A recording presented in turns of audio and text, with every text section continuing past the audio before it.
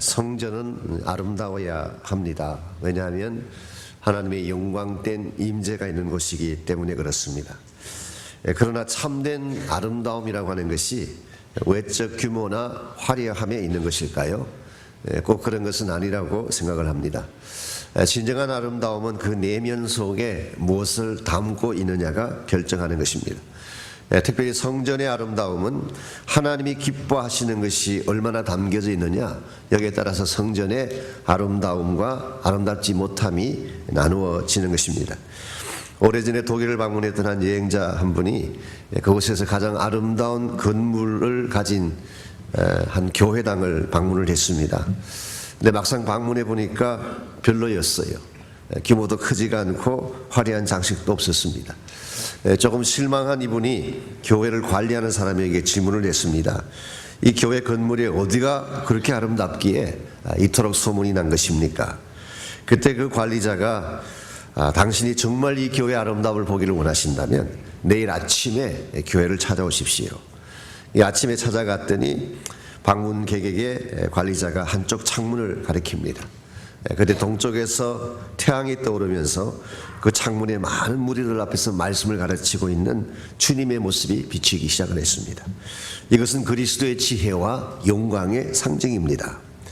또 다른 그림을 보고 싶으시면 정오에 오십시오. 방문객이 정오에 갔더니 이번에는 또 다른 창으로 안내를 했습니다.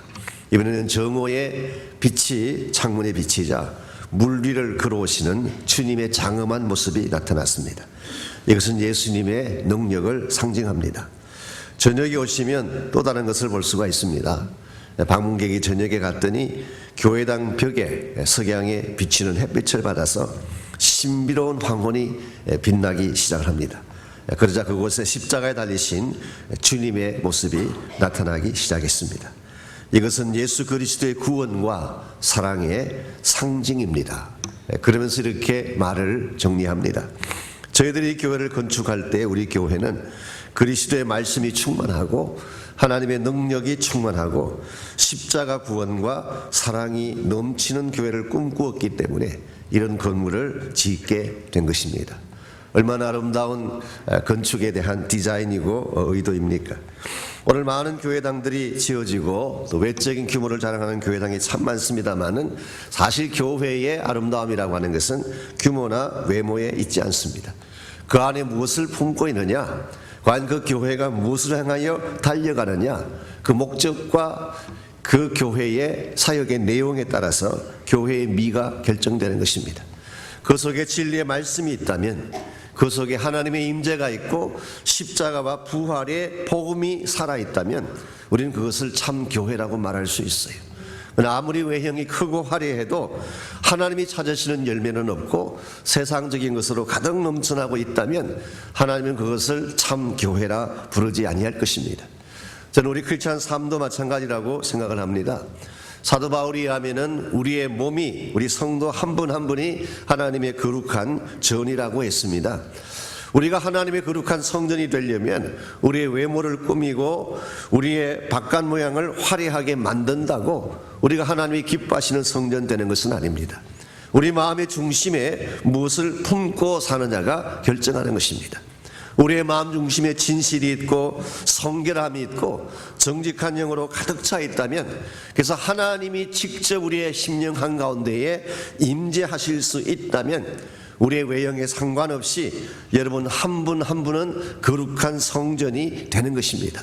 그런데 직함도 있고 가진 것도 참 많은데 그 속이 상해 있고 썩어 있다면 이것은 하나님이 결코 기뻐하실 성전이 되지 못하는 것입니다. 이런 의미에서 정말 하나님이 기뻐하실 아름다운 교회가 되고 우리 성도 한 분 한 분이 하나님이 임재하실 아름다운 성전이 되려면 무엇이 필요할까? 우리는 여기에 관심을 갖고 생각을 해보아야 됩니다. 오늘 같이 읽은 이 본문에 보시면은 예수님께서 예루살렘 성전에 친히 들어가셔서 이 성전을 깨끗하게 하시는 말씀이 기록되어 있습니다. 우리는 이것을 흔히 성전 청결 사건이라 그렇게 부르죠. 이 공관복음서에 보시면은 예수님이 이 일을 하신 것이 공생애가 끝나는 부분에 가서 이 일을 하셨어요. 마지막 예루살렘에 입성하셔서 한 주간 계실 때에 예수님께서 성전 청결을 하셨는데, 오늘 요한복음에는 예수님 사역의 초창기에 이것이 기록이 되어 있습니다. 이 두 가지 기록 중에 어느 것이 옳을까요? 예수님이 공생애 초기에 하신 것일까? 아니면 공생애가 끝나실 때 하실 것인가?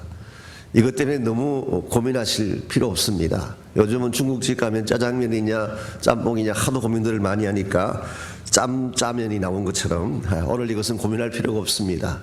둘 다라고 생각하면 돼요. 예수님께서 사역 초창기에 성전을 한번 깨끗하게 하셨고, 그 다음 사역을 마무리하실 때에 또 한 번 하신 것입니다. 예수님은 예루살렘 성전에 관심이 많으셨어요. 왜 그랬을까요? 이 성전이라고 하는 것은 단순한 건물이 아니라 이것이 그 당시 유대교회의 영성의 중심이었기 때문에 그렇습니다. 이 성전에는 하나님의 임재가 있고 영광이 있는 곳입니다.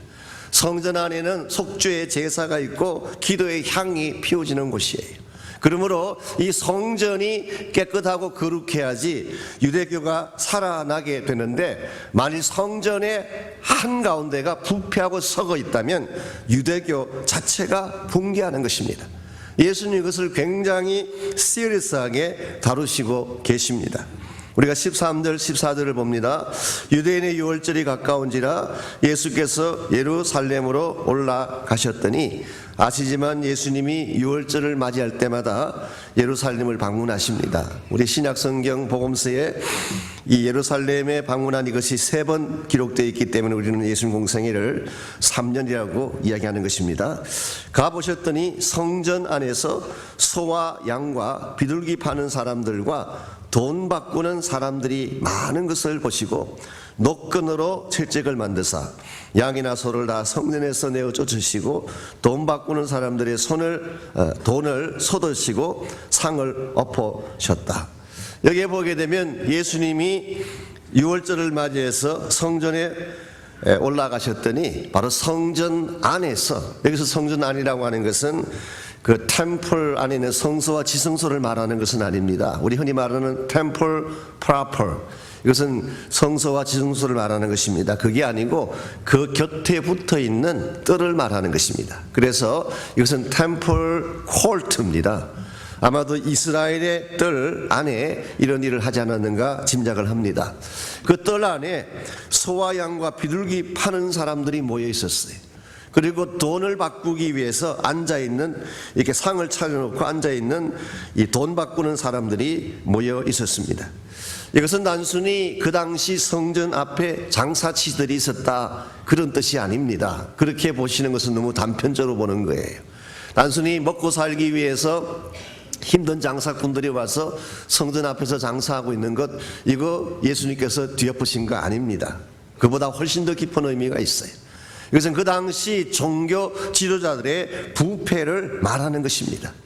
조금 더 설명을 드리자면, 예루살렘 성전을 중심으로 여러 먼 곳에 있던 유대인들이 절기를 맞이하게 되면 성전에 제사를 드리기 위해서 성전으로 올라옵니다. 그분들은 뭐 일주일씩, 길게는 한 달씩 걸려서 이렇게 먼 곳에서 오는 것입니다.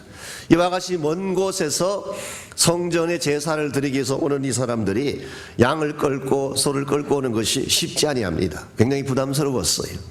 그래서 성전 앞에 와서 그것을 구입해서 제물로 바치는 일을 흔히 했어요. 더구나 이 성전에서 제물을 드릴 때에 제사장들이 나와서 먼저 검사를 합니다. 검사를 하는데 만일 흠집이 있다든가 무엇이 잘못되어 있으면 소위 말해서 밖으로 놓는 것입니다.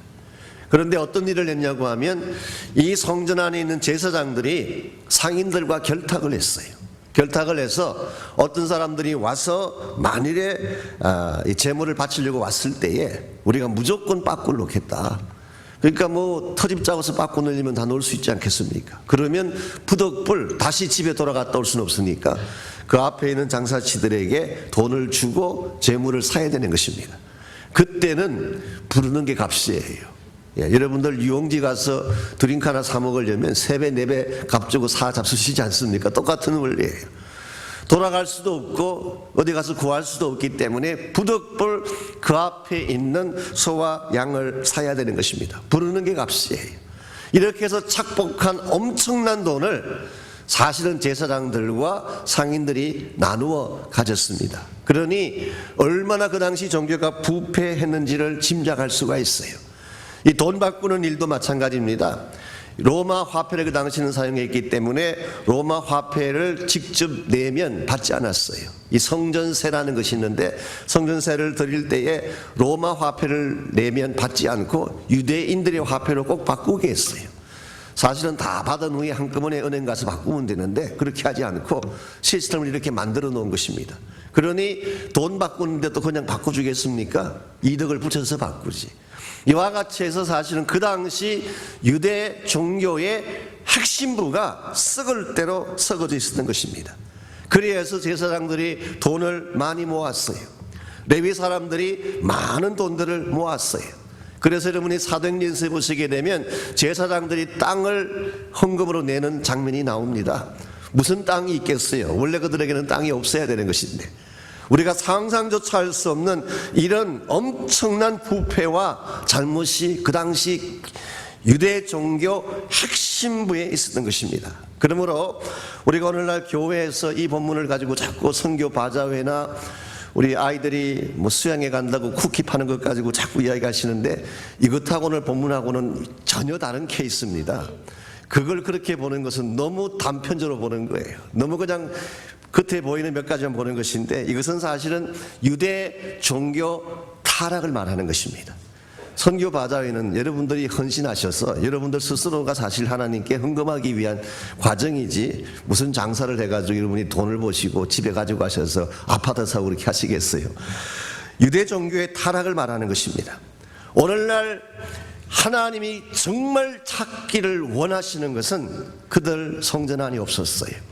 하나님을 예배하고 하나님을 경배하고 거룩하게 올려드려야 될 진정한 제사와 기도는 없어지고 더럽고 누추한 세상적인 것이 꽉 차 있을 때에 이게 소위 말하는 영적 전도 현상이에요. 예수님이 이것을 채찍질하시고 이것을 엎으신 것입니다. 오늘 이 시대를 사는 여러분과 저도 우리의 심령 가운데에 정말 하나님이 찾으시는 것이 있지 않고 세상적인 탐욕으로 가득 차 있다면 하나님은 오늘 우리를 향해서도 독일한 채찍을 하실 수 있다고 봅니다. 오늘 한국교회가 하나님이 찾으시는 진실된 생명의 열매는 없고 정말 복음의 열매는 갖고 있지 아니하고 그저 세상적인 허영심과 세상적인 부유함으로 꽉 차 있다면 하나님은 maybe 한국교회를 향해서도 이와 같은 채찍을 들 수도 있습니다. 오늘 여러분의 마음속에 무엇을 가지고 있느냐? 오늘 하나님의 교회 안에 정말 하나님이 기뻐하시는 것들을 갖고 있느냐? 우리는 이것을 철저하게 점검을 해보아야 됩니다. 그래서 우리의 내면이 변화되어지고 우리가 정말 하나님이 찾으시는 진정한 열매를 소유하는 교회나 개인이 되어야지 우리의 삶을 통해서 하나님께 영광을 돌릴 수가 있는 것입니다. 오늘도 하나님은 우리 교회를 보고 계시고 우리 한 사람 한 사람을 보고 계십니다. 과연 이 교회가 하나님이 기뻐하는 아름다운 교회인가? 하나님이 기뻐하는 것들을 가지고 있는 교회인가? 우리 개인을 향해서도 우리의 속심령을 살펴보신 주님께서 우리 안에 진짜 있어야 될 것을 갖고 있는가? 이것을 오늘 또 하나님은 바라보고 계십니다. 우리는 하나님이 기뻐하실 또 하나님이 영광 거두실 바른 성전이 되어야 하겠고 또 교회는 하나님이 기뻐하실 교회다운 교회로 회복이 되어져야 됩니다. 우리가 어떻게 할 때 우리의 모습이 혹은 우리 교회의 모습이 하나님이 기뻐하실 아름다운 성전으로 변화될 수가 있을까요? 한 세 가지로 오늘 본문을 통해서 제가 정리하려고 합니다. 첫 번째로 우리의 삶이 혹은 우리 교회가 하나님이 기뻐할 성전이 되려면 척결할 것을 척결해야 돼요. 척결한다는 말은 깨끗하게 없앤다는 뜻이에요. 부패를 척결한다 그러잖아요. 척결할 것을 척결해야 됩니다. 우리 안에 더러운 것이 있는데 그걸 그냥 가만히 갖고 있으면 여러분은 더 부패해져 가는 것입니다. 이걸 잘라버리고 척결해야지 깨끗한 성전이 되는 거예요. 그래서 오늘 말씀 15절을 다시 보시면 예수님께서 성전을 청결케 하실 때에 두 가지 액션을 취하셨습니다. 15절, 노건으로 채찍을 만드사 양이나 소를 다 성전에서 첫째는 내어 쫓으셨어요. 우리 안에 하나님이 기뻐하지 않는 더러운 것은 쫓아내야 됩니다. 이것은 뿜어내 버려야 돼요. 우리 안에 죄가 있습니다. 더러운 생각이 있습니다. 우리 안에 탐욕이 있습니다. 우리 안에 정말 감정의 찌꺼기들이 남아 있어요. 선뿌리들이 있어요. 이것들은 다 쫓아내야 될 것이에요. 여러분, 이것을 쫓아내지 않고 그냥 계속 품고 살면 여러분 자신이 무너집니다. 이것이 우리를 파괴시키고 망가뜨리는 것입니다. 여러분, 중독이라고 하는 것이 딴 것 아닙니다. 무엇인가를 계속 품고 있으면 그것이 나를 사로잡게 되는 상태가 중독이에요. 여러분의 마음속에 세상적이고 악한 것들을 그냥 품고 그냥 내버려 두게 되면 언젠가 그것이 여러분을 무너뜨리고 깨뜨리게 되는 것입니다. 두 번째로 행하신 것은 쫓아냈을 뿐만 아니라 돈 바꾸는 사람들의 돈을 쏟으시며 상은 뒤엎으셨어요. 상을 엎으셨다. 이 영어 성경에 보면 overturned table, 상을 뒤집어 엎어버린 것입니다. 이것은 잘못된 가치관은 뒤집어야 된다, 엎어야 된다는 뜻입니다. 우리 가운데 혹시라도 물질을 숭배하고 거짓을 방패 삼아서 자신의 만족만을 추구하는 자기중심적인 이기적인 가치관이 꽉 차 있다면 이것은 뒤집어야 돼요. 바꾸어야 돼요.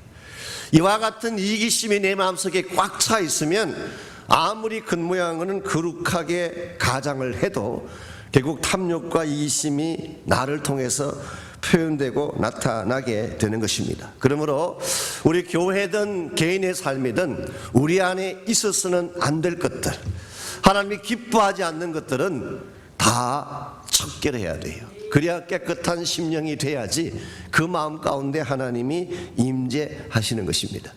언젠가 제가 제자 훈련 시간에 그 시리즈로 매일 하나씩 소개해드렸던 그 로버트 멍거가 쓴 그리스도 내 마음의 집이라고 하는 그 책이 있습니다. 내 마음 그리스도의 집이죠. 내 마음 그리스도의 집. 이게 사실 기독교 고전 중에 하나입니다. 이게 짧은 책인데 여러분 그런 책은 구입해서 보시면 좋아요. 오래된 책이니까 조금 현대식으로 표현된 걸 좋아하시는 분들은 조금 지루할지 모르지만 굉장히 좋은 책입니다. 어떤 사람이 예수님을 영접해서 내 마음의 주님을 초청해서 그분을 내 마음 중심부에 모시는 과정을 내 집을 열고 주님을 이렇게 초청해드리는 그것으로 비유를 한 거예요. 주님을 내 문 밖에 세워두면 아직 예수 믿지 않는 상태죠. 근데 내 마음의 문을 열고 주님을 우리 집에 들어오시게 하는 것이 예수 믿는 순간이에요. 일반적으로 예수를 믿은 후에 그냥 그 상태로 그냥 집 앞에 주님 가만히 서 계시면 여러분 신앙이 발전할 수가 없어요. 그래서 안으로 모셔드려야 되는 것입니다. 모셔드리는데 한 몇 단계를 통해서 이제 모셔드리게 됩니다. 제일 첫 번째로 주님을 모신 곳이 서재였어요. 이 서재는 내가 평소에 무엇을 읽고 있나 이걸 보여주는 장소입니다. 여러분 가운데 좋은 책도 읽고 나쁜 책도 읽잖아요. 뭐 만화 좋아하시는 분들은 만화를 많이 꽂아두었을 것입니다. 예수님께서 딱 들어오시더니 야, 여기 너무 세상적인 책들이 많다. 이것 가지고 너가 제대로 잘 살 수가 없으니까 말씀의 책을 꽂아라. 제일 첫 번째 서재를 방문하셨어요. 두 번째로 가신 곳이 주방입니다. 뭘 먹고 있나, 무엇을 먹으면 우리가 만족하나, 이제 그걸 주님께서 보신 거예요. 근데 주방에 가봤더니 주식, 정권, 돈, 학위 이런 것만 잔뜩 있어요. 이제 그걸 통해서 만족을 얻겠다는 것입니다. 그때 주님 말씀하시기를 정말 우리가 먹을 양식은 나를 보내신 이의 뜻을 행하는 거야. 요한복음 4장에 있는 말씀을 인용하시면서 주님의 뜻을 행하는 것이 참된 만족이야 설명합니다. 세 번째로 가신 곳이 거실입니다. 응접실이죠. 이제 거기서 우리가 앉아서 교제도 하고 뭐 여러 가지 많은 나눔도 갖는 것입니다. 그 다음에 안내한 곳이 작업실, 일하는 곳. 그 다음에 안내한 곳이 오락실. 뭘 가지고 즐거워하나. 요즘 같으면 아마 여러분 셀폰 아내, 여러분 보자 그러실지 모르겠어. 뭘 보고 있나? 어떤 게임을 좋아하나? 여섯 번째로 침실로 안내를 합니다. 침실, 내가 자는 곳이죠. 여기까지 안내는 잘 했어요. 일반적으로 여기까지는 제대로 안내를 하는 것입니다. 그냥 우리 삶의 터전까지는. 근데 마지막으로 2층에 벽장이 하나 있는데 그 안에는 누구도 들어가 보지 않는 곳이에요. 이 본인만 아는 벽장이 있어요.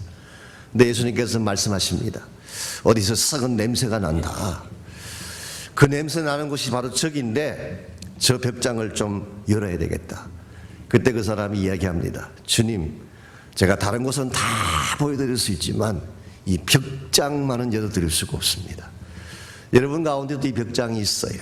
누구에게도 공개하고 싶지 않고 누구에게도 말하고 싶지 않는, 여러분만 알고 있는, 그러나 썩은 냄새가 나는 벽장이 있어요. 내 마음에 가장 깊은 곳이죠. 딴 것은 제가 다 고백할 수 있고 자백할 수 있고 간증시간에 이야기할 수 있지만 이것만은 제가 열 수 없다고 하는 벽장. 주님께서 그 벽장의 열쇠를 달라고 합니다. 못합니다. 다른 것은 몰라도 못합니다. 그때 주님이 설설하게, 그러면 정말 너가 나와 함께 나누고 싶은 교제는 할 수가 없겠구나. 그때 이 사람이 자기가 마지막 열지 아니한 벽장의 열쇠를 주죠.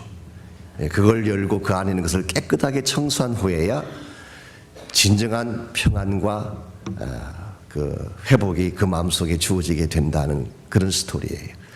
오늘 여러분들께서 여러분의 마음을 비우지 아니하면, 마음속에 차 있는 약한 것들을 비워내지 아니하면 하나님의 진정한 임재가 경험될 수가 없어요. 그냥 겉모양만 가지고 대충 하나님 만나는 척하고 돌아가는 걸로는 여러분이 하나님의 성전 될 수 없습니다. 이런 면에서 오늘 이 새벽에 다시 한번 여러분께서 하나님을 만날 때에 마음의 찌꺼기들을 뿜어내는 그런 시간이 있기를 바랍니다. 두 번째로 성전을 회복하려면 거룩한 열정이 있어야 됩니다. 열정이 없이는 성전을 회복할 수가 없습니다.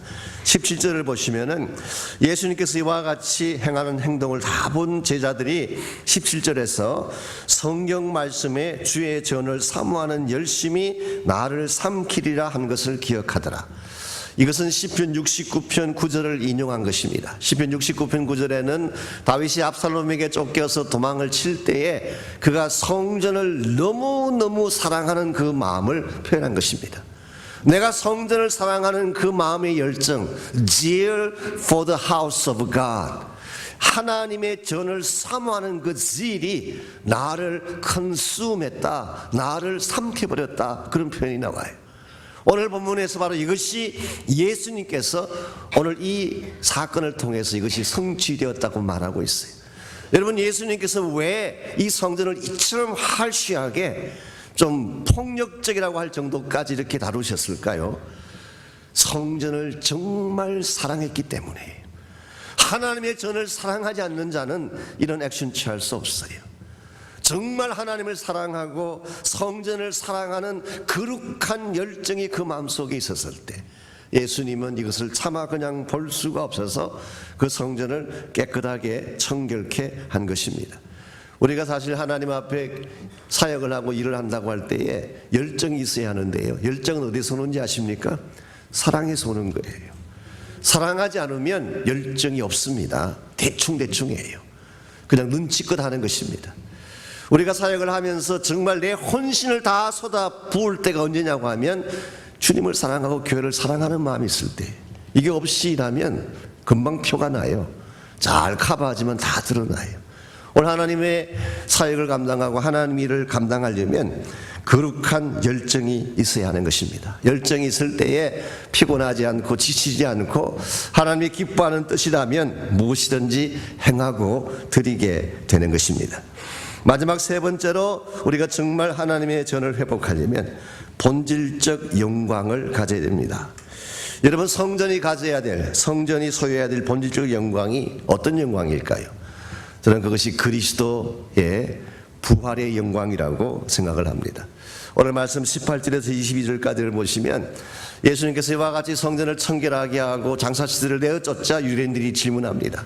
당신이 무슨 표적으로 이런 일을 행하느냐? 다른 말로 말하면 이런 일을 행할 권리가 당신이 어디에 있다는 것이냐? 그 권리를 보여달라 이야기합니다.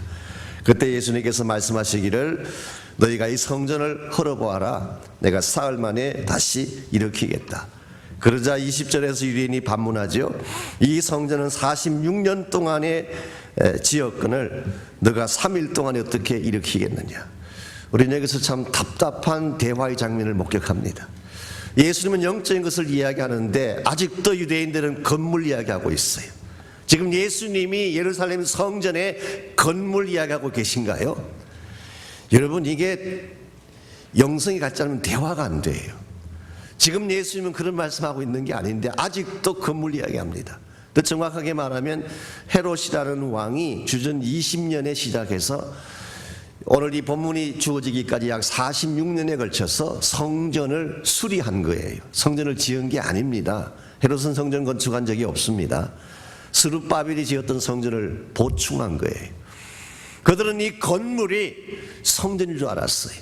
그런데 21절에서 예수님께서 말씀하십니다. 예수는 성전된 자기 육체를 가리켜 말씀하신 것이라. 지금 예수님께서 이 성전이 뭐냐, 성전의 핵심을 말씀하고 계세요. 성전은 바로 나 자신이다.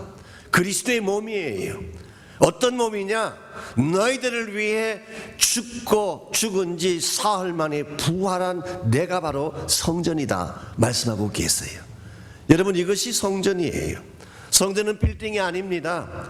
외형적인 데코레이션이 아니에요. 우리 안에 계신 예수 그리스도예요. 그러므로 하나님의 성전에는 파워가 있는 것입니다. 부활하신 주님이 함께 하시기 때문에. 그래서 우리는 주의 성전 안에 나오게 되면 생명의 역사를 경험하게 됩니다. 부활의 주님이 계시기 때문에. 질병이 치유되어지고 깨어진 것들이 다시 회복되어집니다. 부활의 능력을 가지신 예수님이 이곳에 계시기 때문에. 여러분, 주일마다 교회를 향해 나오시는데 왜 나오시나요? 누구 만나러 나오시나요? 물론 우리가 교회에 나와서 사람들 만나고 조금 머리 식히고 어느 정도 위로받고 돌아가는 것도 나쁜 것은 아닙니다. 그러나 그것이 정말 여러분이 주일날 교회를 와야 될 이유일까요? 부활하신 예수님 만나러 오셔야 돼요. 부활하신 예수님 만나고 가셔야 돼요. 그렇지 아니하면 여러분 예배 드리러 온 것이 아니에요. 참된 성전의 핵심은 그리스도예요. 예수께서 계신 곳이 성전입니다. 주님이 다스리는 곳이 성전이에요. 그분의 부활의 능력과 영광이 있는 곳이 성전이에요. 여러분의 마음 중심에 이 부활의 주님이 살아계시면 여러분이 성전 되는 것입니다. 여러분의 가정 한가운데에 부활하신 예수님의 영광이 살아있으면 여러분의 가정이 성전 되는 거예요. 건물은 건물에 불과합니다. 도구에 불과합니다. 저희도 건축을 하고 있지만 건축적의 목적이 아니에요. 과정이고 도구에 불과한 것입니다. 정말 중요한 것은 저것을 통해서 예수 그리스도의 부활의 복음을 전가하는 것입니다. 이것이 진짜예요. 오늘 아침 여러분과 제가 정말 이 성전 되신 예수님, 부활하셔서 지금도 살아계시는 그 예수 그리스도를 향해서 여러분 한 분 한 분이 나오셔서 기도하고 그분을 붙들 때에 여러분이 지금 여러분의 힘과 능력으로 해결할 수 없는 문제들을 해결할 수가 있어요. 우리가 정말 하나님 앞에 날마다 간구하고 간구해야 될 가장 중요한 기도 제목이 하나 있다면 하나님의 임재가 나를 떠나지 않는 것입니다. 내 마음 깊은 곳에, 내 마음 가장 깊은 심령의 깊은 곳에 주님 임재하신다면 여러분의 인생은 달라집니다. 여러분의 삶은 분명히 변화되게 돼 있어요.